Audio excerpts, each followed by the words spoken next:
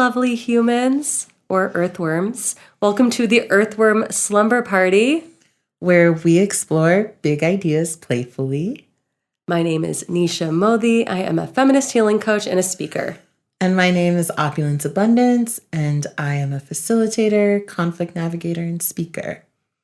Yay! So since we are magically transformed into earthworms now, we are going to talk about what we are composting. So I'll start. I am actually composting COVID. I just had COVID, and I am right now going to put a cough drop in my mouth. Oh my God. Because, maybe you might notice that I sound a little different. I'm a little more nasally, and I have this cough. So I'm just continuing to compost this ahead for I would say a week was the worst of it. And I don't know, it really just made me reflect about not just my health, but like global health on a different level in terms of the politics of it and care as well, like how we're caring for ourselves and how we're caring for other people. It's something I've been thinking about since, the beginning of the pandemic, but now that it actually hit me for the first time and, over almost 3 years, it just feels a little different. It feels more personal, but also interpersonal. Wow. Thank you for sharing that, Nisha, and definitely hope you get better. Sending a lot of love to everyone impacted by COVID, including myself. This has been a really brutal 3 years, and sometimes I forget how much our world changed. But yeah, when you share that, I really think about how you are really an earthworm right now, because earthworms, I know, actually ingest the material that they're composting, the soil or the rotting food, whatever it is, and then they literally poop it out and it's fertile. And even their castings, the parts of their body they're shedding are extremely fertile soil. And so it's you actually took COVID into your body, and it sounds like you have a deeper understanding of it now. Yeah, shit makes things fertile. That is a fact. Isn't that wild? It is. It is. And I really resonate because what I am composting is I'm forever working through perfectionism. It's just such a muscle that I really strengthened as a young person, that as an older person, I'm oh, can we actually loosen that muscle a little bit? And I'm specifically thinking about my expectations and how sometimes my expectations or my resistance towards acceptance keep me from being present. And so I'm really trying to compost that gap between the world as it is and my expectation for how the world should be. Yeah, so it sounds like those expectations and the acceptance kind of keep that perfectionism muscle a little tighter than maybe you want it to be. Yeah, because sometimes when I'm met with this situation that, if someone cancels and I was really looking forward to seeing them, I notice in myself a reaction of that's not what's supposed to happen. When in reality, it's just actually there is no supposed to. This is just life, and it's happening. Yeah, this is happening right now, that acceptance. That's really important. It's also why you need slumber parties to, Absolutely. loosen that muscle. Slumber parties are key here. Yes. And yeah, ultimately, I know that I am committed to this sort of deeply reflective form of composting, of looking at myself and being actually, I want to shift this behavior of mine because I'm really devoted to experiencing life as it is in this present moment. And I think there's so many gifts for that. And kind of related to that, I have a story to share. Do you want to hear it? Yeah. Yeah, please. Stories are number one slumber party activity. Okay. Let's just take a deep breath. So this story was told to me actually through a podcast by someone I call White Lady Tara. And I'm in fact referring to Tara Brach, who's an incredible Buddhist teacher, and her work has brought so much relief to like hundreds of people. And yet she is a white person, and these are teachings from people of color. And I like to hold that playfully by calling her White Lady Tara, while also having a lot of reverence for her. But this is the story of the Golden Buddha. And this story goes that there was this monastery.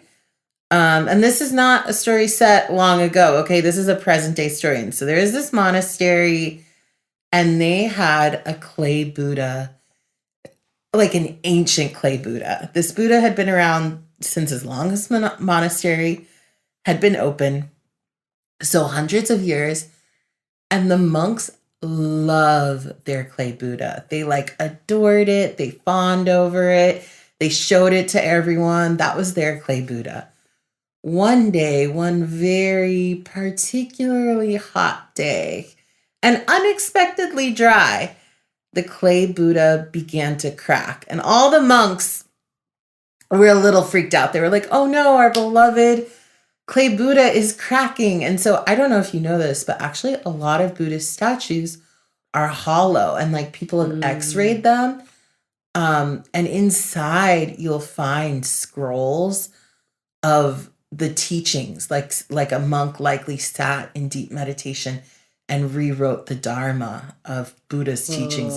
And that is what is in the core of the Buddha, because in Buddhism, it is not about the image or the object of the Buddha, but the magic and the awareness and the power of the teachings that is so sacred. So most Buddhist statues like that are hollow, and inside are the teachings. So the head monk got like a little flashlight, and he got close. He was like, flashing it into the Buddha statue to just see what was going on, to see if he could patch it. And to his shock and delight and surprise, gold flashed back at him. And it turns out that this clay Buddha statue was actually a solid gold Buddha. Wow. And the monks went back through the records, and they somehow realized that over 100 years ago, there were invaders coming towards the monastery, and the monks got word of that. And so they covered this golden Buddha, this solid gold Buddha, they covered it in clay to keep it from being stolen. And nobody knew for like over 100 years. Everyone was just like, oh, that's our clay Buddha. But it turns out it was actually a solid golden Buddha. Isn't that amazing? That is super wild. That is really wild. And I feel like it's funny, you were talking about expectations before. It just totally dashed their expectations, it sounds like. And I don't know. I mean, there's so much gold, literally and figuratively, in that story.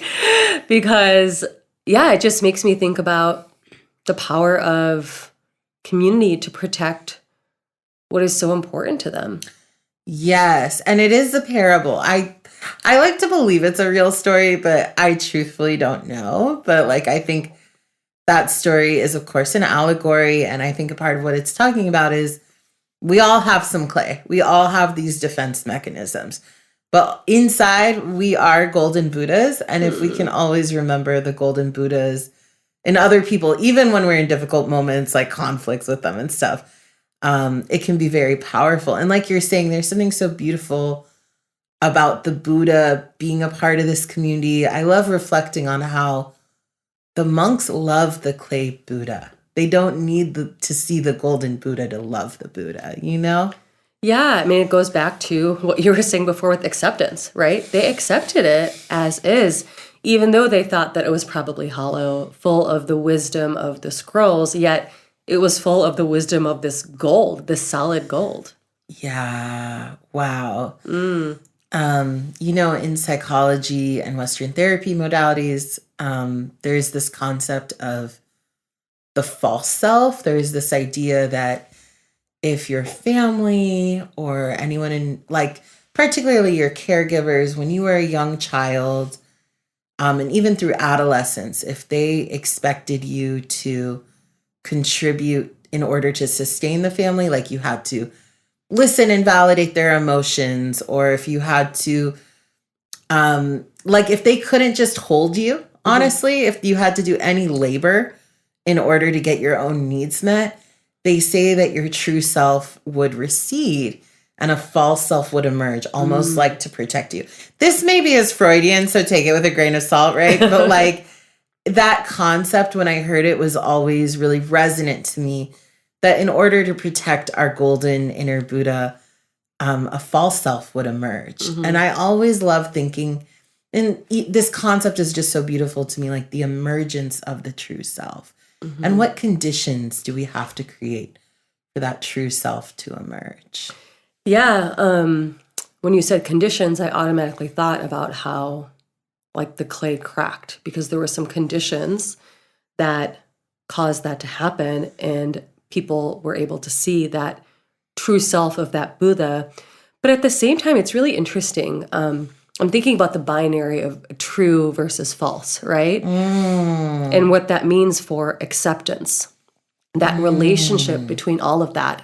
And I totally get what you're saying with that false self, but I always kind of wonder, for myself, I'm divorced, and even though the relationship was not healthy and there were many moments in the relationship where I've often thought like, oh, I could have left then. I could have left earlier. I still don't regret any of it, even though I compromised myself constantly in the relationship. And the reason I don't regret it is because I'm like, well, that was part of my journey, like that was my quote unquote true self who was covered with clay, I guess, right? Covered with this clay that was maybe of my own doing, maybe of the patriarchy's doing, maybe cultural doing. Maybe it was a way that I was protecting myself. Actually, recently, one of my teachers, Luis Mojica, said that people-pleasing or fawning is actually a way that we protect ourselves because we cannot handle the dysregulation of the other person. Whoa. Yeah, that blew my mind. And I'm just thinking about that clay and how it's like, we need to put this on because these invaders are coming, Yeah, a lot of things right there. But yeah, it just made me think about that binary and how it makes sense. And I think that there's always more depth to it. Absolutely. And I love that you name the binary of true self, false self, and just holding that like in any relationship, it's often not so simple. And that's what can make it so confusing. Is that someone may bring out our true self, and in that it might actually cause, like, we may have a moment of showing our gold to someone, and even that act might be so overwhelming that our false self comes out the next day. Ooh. Yeah. Wow. It actually kind of reminds me that when I was first told this story found me when I was going through like a meltdown. And one of my teachers, Kenneth Hover, who's like a meditation teacher, he always says this thing about when he meets, because he's someone who does one-on-one energy work with people, he'll meet people and they will be going through it. They'll be like, this is the worst time. My life's falling apart. And he'll say that when he taps into their soul or different aspects of their being, he'll get the message of like, finally, we're growing, and just to hold that like sometimes the things we're resisting the most are like what have to happen in order for us to heal. But yeah, I found this story when I was going through an awful breakup. And I think this story is so rich for metaphor because it's like, wow, is like the Buddha a part of this family system? And then you see the invaders as outside trauma. Whatever the case may be, for myself in this relationship, I went through this breakup. And the reason I broke up with this person was the first person I felt like, I mean, I had fallen in love before, but there was a quality of this love that was like nothing I had ever experienced before. And it speaks to the impermanence and beauty of life because I look back on this breakup and I'm like, wow, I'm so glad I broke up with that person. They were never going to meet my needs. And also, I have never experienced a love like that again, and it's not to say I haven't had deeply loving relationships. I have, but just to hold the specificity and the uniqueness of these relationships. when I was going through this breakup, I think I was just, in Buddhism, sometimes they talk about the level of pain we feel drives us to stop the pain. We'll do anything. And they say we're willing to like lick honey off the edge of a razor. And I love that because it really captures to me the moments when I am just trying to self-soothe. And I'm just seeking out anything that will make me feel better. I'm like, wow, I'm really licking the razor right now. I am lucky enough that in this moment of breaking up, I turned towards Dharma talks and Buddhism because it was actually very nourishing. And what is so heartbreaking, tragic, insightful to me is that in this breakup, I thought I was expressing myself. I thought I was expressing my anger and I was doing something healthy. And later I realized that I was actually lashing out to this person. And the guilt of that lashing out and the shame of having like lashed out at someone and being able to see those behaviors as harmful, that shame was so uncomfortable.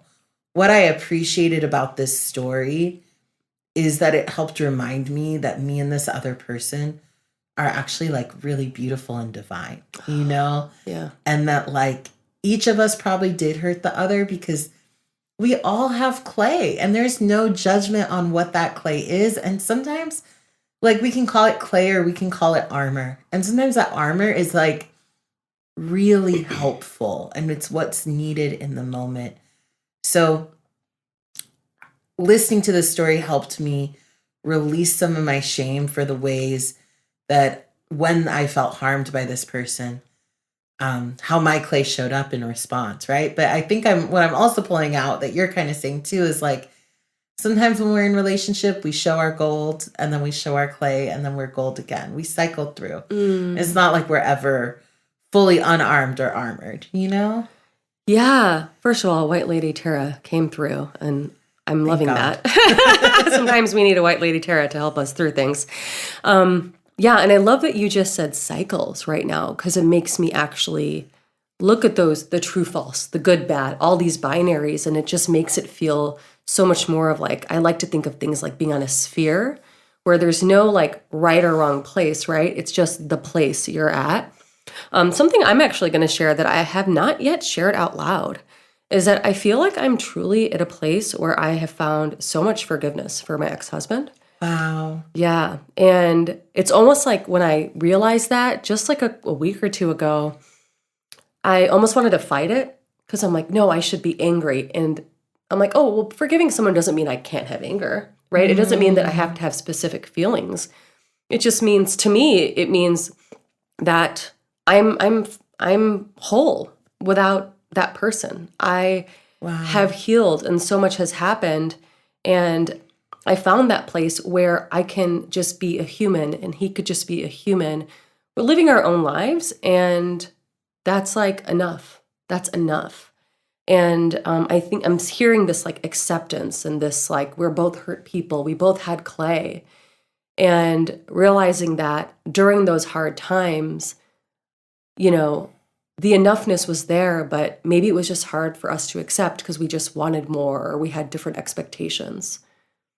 Yeah. That is so beautiful. Aww. One of my favorite Buddhist teachers who studied under Thich Nhat Hanh talks about how this monk's name is Duc, and he spoke to me about how when we hold anger, it's like a coal burning in our heart. And I've heard people say things like that before, but somehow when I'm talking to someone who is devoted to Buddhism and is meditating hours a day, it hits differently. So I think I'm just happy for you that you're releasing some of that burning feeling from your heart. Yeah. In Buddhism, they also say like the anger or the experience is the punishment, which I think is a beautiful sentiment because sometimes when we've been harmed by someone, we get so fixated on like, well, how will they know my pain? How will they experience pain? How will they be punished? Even if we have values that lean towards abolition, we still sometimes are like, I always come back to that sometimes just the experience of anger is the punishment. So I'm so happy for you. I'm so very happy for you. And I'm also holding that like, I'm holding that like, I'm also going through a breakup right now. And I don't know if I feel called to say this just in case anyone in the audience has a big heart like mine, where sometimes I'm like, oh, we're everyone's a human. Maybe we can hold space for each other. But just wanting to remind everyone that like we get to choose relationships that allow us to be in our gold, and it is true that we bring the clay out in each other. And it's also true that life is unpredictable, sometimes full of crisis. And it's important that we choose people to stay in our life that can be safe with us and help us remember our gold, even when we're in tough moments. Because sometimes I've noticed as I go deeper into transformative justice, deeper as a conflict mediator, sometimes it can be difficult for me in relationships that I'm very attached to discern, is this a safe and healthy relationship? Should I keep holding on to this person's humanity? And it's like, yes, hold on to the humanity and ask yourself, is this safe and healthy? Yeah. I kind of took us down a PSA, but I love it. It felt really important to say because we're talking about some big concepts here. But I want to ask you a question, Nisha. Ooh, please do. Okay, so I have just shown you a little piece of my history. I've kind of let you into the shit in my closet, one could say. I've introduced an earthworm into my composting, like tales of my broken heart, and what I'm wondering is, what are you composting? What are you chewing on? What are you taking away from what we talked about today? Ooh, man, I feel like we just went on the ultimate earthworm journey. And it's so funny when you just said PSA, what I just visualized was the earthworm being in the soil and then just sticking its head up to be like, hey, y'all, this is what's happening.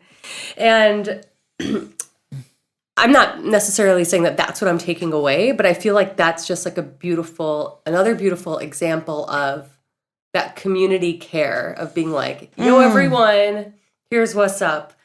So, and I just love that, thinking about who is safe with us, thinking about, being clay and gold at the same time. I'm just like visualizing that like beautiful juxtaposition of the clay and gold, like on a face, like almost like iridescent.